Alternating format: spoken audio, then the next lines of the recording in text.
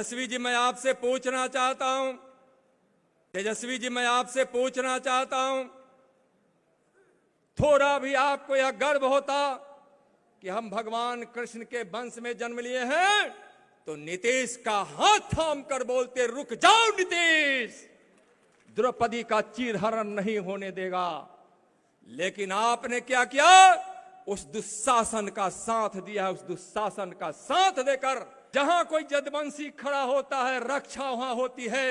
लेकिन पड़े 15 वर्षों में लालू जी, मैं आपसे कहना चाहता हूं, जदवंशियों को आपने भय का प्रतीक बनाने का कोशिश किया है। लालू जी, जब आप जेल जाने लगे तो राबड़ी जी को ही क्यों मुख्यमंत्री बनाए? क्यों नहीं किसी ग्वाला ग्वालिन को ही बेटी को बना देते, जगता बाबू को भी बना देते, किसी को भी, रामचंद्र पूर्वे जी को बना देते? क्यों नहीं अपने गुरु रंजन यादव जी को सीएम बनाए? क्यों नहीं महावीर यादव और गजेंद्र हिमांशु जी को बनाए? क्यों नहीं सोनाधारी बाबू को बनाए? क्यों नहीं गणेश बाबू को बनाए? क्यों नहीं देवेंद्र यादव को बनाए? पूरे देश में उठाकर देखिए तो सबसे ज्यादा सांसद और विधायक यदुकुल का सबसे ज्यादा भारतीय जनता पार्टी का झंडा लेकर आज नरेंद्र मोदी जी की प्रेरणा में काम कर रहा है। जवाब आपको देना पड़ेगा। हम महाभारत की लड़ाई को भी हम स्वीकार करने वाले हैं। नीतीश जी, तेजस्वी जी, सुन लीजिए, चीरहरण हुआ है द्रौपदी का।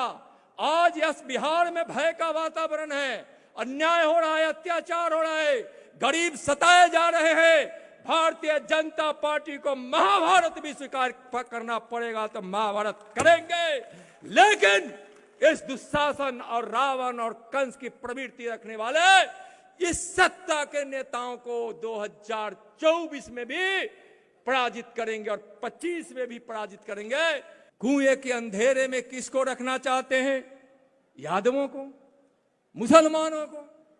यादव भाई, विराट स्वरूप देखना है तो भारतीय जनता पार्टी के मुख में झांक कर देखो। कोई तुम्हारा जदवंशी भारतीय जनता पार्टी का नेता गुजरात में भी मिलेगा, सांसद, विधायक, मंत्री, तो राजस्थान में मिलेगा, हरियाणा में मिलेगा, महाराष्ट्र में मिलेगा, बिहार में मिलेगा, झारखंड में मिलेगा, पश्चिम बंगाल में मिलेगा, उत्तर प्रदेश में मिलेगा। जहां भी जाइए आपको मिल जाएगा। बोले भारत माता की। नरेंद्र मोदी जिंदाबाद, भारतीय जनता पार्टी जिंदाबाद, भगवान कृष्ण की जय। जय सिया राम। मैं भगवान कृष्ण के वंश जदुवंश में पैदा लेने वाला नित्यानंद राय, भगवान श्री राम का भक्त, हमारे आराध्य शिव देवों के देव महादेव नरेंद्र मोदी का सिपाही और भारतीय जनता पार्टी का कार्यकर्ता हृदय से आप सबों को नमन करता हूं, प्रणाम करता हूं। गोवर्धन पूजा की शुभकामना देता हूं। भगवान कृष्ण से प्रार्थना करता हूं कि आप सही का कल्याण करें। आज गोवर्धन पूजा है भाइयों। किसी कवि ने लिखा है, लोगों की रक्षा करने एक उंगली पर पहाड़ उठाया, उन्हीं कन्हैया को याद दिलाने गोवर्धन पूजा का पावन दिन आया। भगवान कृष्ण सबका कल्याण करें। माननीय प्रधानमंत्री जी के विकास की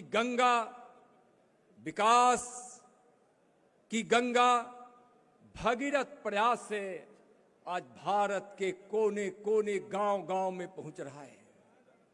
बिहार के भी गांव-गांव कोने कोने में पहुंच रहा है। सभी समाज के पास पहुंच रहा है। सम्मान और न्याय के साथ पहुंच रहा है।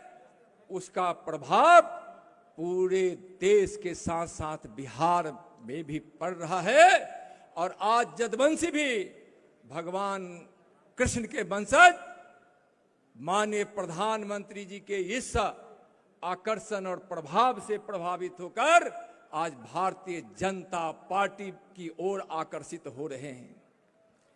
भाइयों बहनों, भारतीय जनता पार्टी से पहले जनसंघ पार्टी थी, यादव जनसंघ काल से जुड़े हुए। मैं मानता हूं कि कुछ कालखंड ऐसा रहा है और वह दौर अभी समाप्त नहीं हुआ है, लेकिन उस जगह को छोड़ने का मन आपने बनाया है। जातिवाद की व्यवस्था ने एक ऐसी पहाड़ खड़ी कर दी है जिसको तोड़ने की आवश्यकता है, जातीय बंधन से मुक्त होने की आवश्यकता है। जनसंघ में यदुवंशी थे, भाजपा में आप आइए। भगवान कृष्ण का सपना पूरा अगर इस कलयुग में कोई कर सकता है तो नरेंद्र मोदी और भारतीय जनता पार्टी ही कर सकती है। आज क्या हो रहा है? आज भरी सभा में द्रौपदी का चीरहरण हुआ। बिहार विधानसभा में द्रौपदी के लिए, हमारी मां बहन के लिए नीतीश कुमार जी ने जो व्यवहार किया, जो शब्दों का उपयोग किया, जो काम किया, वह द्रौपदी के चीरहरण जैसा है। तेजस्वी जी, मैं आपसे पूछना चाहता हूं, थोड़ा भी आपको यह गर्व होता कि हम भगवान कृष्ण के वंश में जन्म लिए हैं, तो नीतीश का हाथ थाम कर बोलते, रुक जाओ नीतीश, द्रौपदी का चीरहरण नहीं होने देगा। लेकिन आपने क्या किया? उस दुशासन का साथ दिया। उस दुशासन का साथ देकर आपने बड़ा पाप किया है, बड़ा पाप किया है। बिहार और देश का यदुवंशी, दुनिया का यदुवंशी आपको माफ नहीं कर सकता। चलिए, इस दुशासन की प्रवृत्ति रखने वाले इस सरकार को समाप्त करना है 2025 में, और उसके पहले 2024 में 40 की 40 सीट जीतकर नरेंद्र मोदी जी को फिर से प्रधानमंत्री बनाना है। गौवंशी हम कहे जाते हैं। मैं गंधारी संवाद और कृष्ण के संवाद का मैं चर्चा थोड़ा करना चाहूंगा। महाभारत की लड़ाई तय हो गई थी। कृष्ण को गंधारी बुलाकर बोली, सुनो कृष्ण, दुर्योधन का साथ दो। भगवान कृष्ण मुस्कुराते हुए बोले, क्यों दो? गंधारी बोले, मैं बोल रही हूं। भगवान कृष्ण बोले कि मैं साथ नहीं दे सकता, नहीं दे सकता।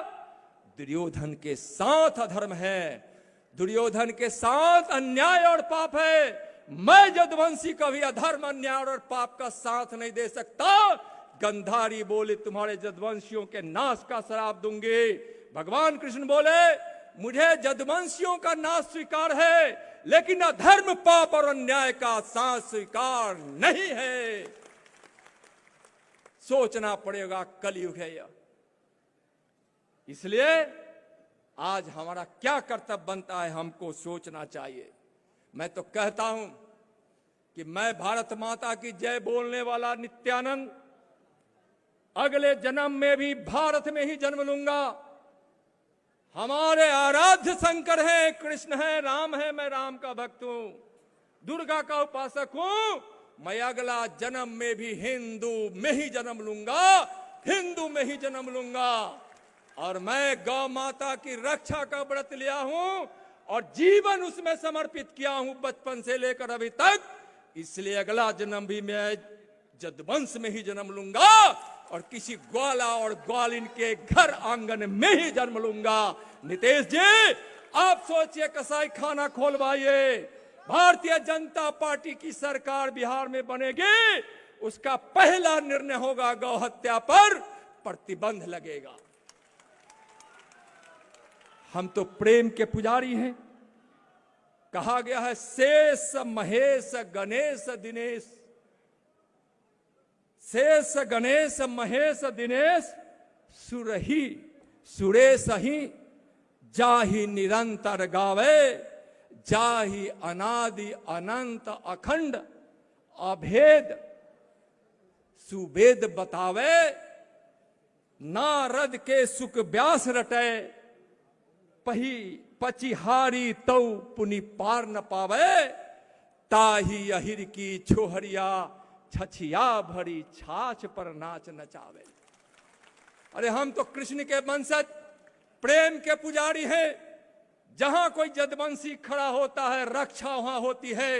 लेकिन पड़े 15 वर्षों में लालू जी मैं आपसे कहना चाहता हूं, जदवंशियों को आपने भय का प्रतीक बनाने का कोशिश किया है। लेकिन आज इस गोवर्धन पूजा पर हम लोगों को यह आश्वासन देना चाहते हैं कि नरेंद्र मोदी के प्रेरणा और नेतृत्व में हम सब भी सभी समाज के साथ मिलकर आज इस भारत के निर्माण के लिए, भारत की शांति और सुरक्षा के लिए हम सब आगे आएंगे। भाइयों, लालू जी से मैं एक सवाल और करना चाहता हूं। लालू जी, जब आप जेल जाने लगे तो राबड़ी जी को ही क्यों मुख्यमंत्री बनाए? क्यों नहीं किसी ग्वाला ग्वालिन को ही बेटी को बना देते, जगता बाबू को भी बना देते, किसी को भी रामचंद्र पुरवे जी को बना देते, किसी और को बना देते? और नहीं यादव कुल से ही बनाना था तो आपने क्यों नहीं हुकुमदेव नारायण यादव जी को बनाया उस समय, जिस समय पहले की बात मैं कर रहा हूं? क्यों नहीं अपने गुरु रंजन यादव जी को सीएम बनाए? क्यों नहीं महावीर यादव और गजेंद्र हिमांशु जी को बनाए? क्यों नहीं सोनाधारी बाबू को बनाए? क्यों नहीं गणेश बाबू को बनाए? क्यों नहीं देवेंद्र यादव को बनाए? राबड़ी जी से आपके ही दल में जदुकुल का कोई न कोई बेटा बेटी दर्जनों से ज्यादा योग्य थे। आपकी धर्मपत्नी जी से क्यों नहीं बनाए? बनाना चाहिए था, लेकिन आप नहीं बनाए। कुएं के अंधेरे में किसको रखना चाहते हैं? यादवों को, मुसलमानों को? यादव भाई, विराट स्वरूप देखना है तो भारतीय जनता पार्टी के मुख में झांक कर देखो। कोई तुम्हारा जदवंशी भारतीय जनता पार्टी का नेता गुजरात में भी मिलेगा, सांसद, विधायक, मंत्री तो राजस्थान में मिलेगा, हरियाणा में मिलेगा, महाराष्ट्र में मिलेगा, बिहार में मिलेगा, झारखंड में मिलेगा, पश्चिम बंगाल में मिलेगा, उत्तर प्रदेश में मिलेगा। जहां भी जाइए आपको मिल जाएगा। लेकिन आपको अंधेरे के कुआं में रखने का काम किए। सोचिए, भगवान कृष्ण जब मुख खोले थे तो क्या यशोदा मैया देखी थी? माखन चुरा कर खा गए कन्हैया। मैया बोली, कन्हैया तुम माखन खा लिए, चुरा लिए? कन्हैया बोले, मैं नहीं माखन खाया मां, न मैं चुराया, तुम ही चुराए। कन्हैया बार बार जिद करने लगी। मैया कन्हैया कहते गए, मैं नहीं माखन खाया। अंत में यशोदा मैया बोली, कन्हैया तुम माखन नहीं खाए तो अपना मुख खोल कर दिखा दो। कन्हैया को लगा कि अब तो मैं फंस गया, मैया के सामने झूठ बोलूं तो क्या बोलूं। उन्होंने ब्रह्मांड जब अपना मुंह जब खोलने के लिए मैया बोली कि अपना मुख खोलो, भगवान कृष्ण कन्हैया जब मुख खोले तो उनके मुख में सारा ब्रह्मांड मैया यशोदा को दिखाई पड़ा। आप भारतीय जनता पार्टी के चेहरे में झांकिए, उसके मुख में झांकिए, आपको अपना विराट रूप दिखाई पड़ेगा।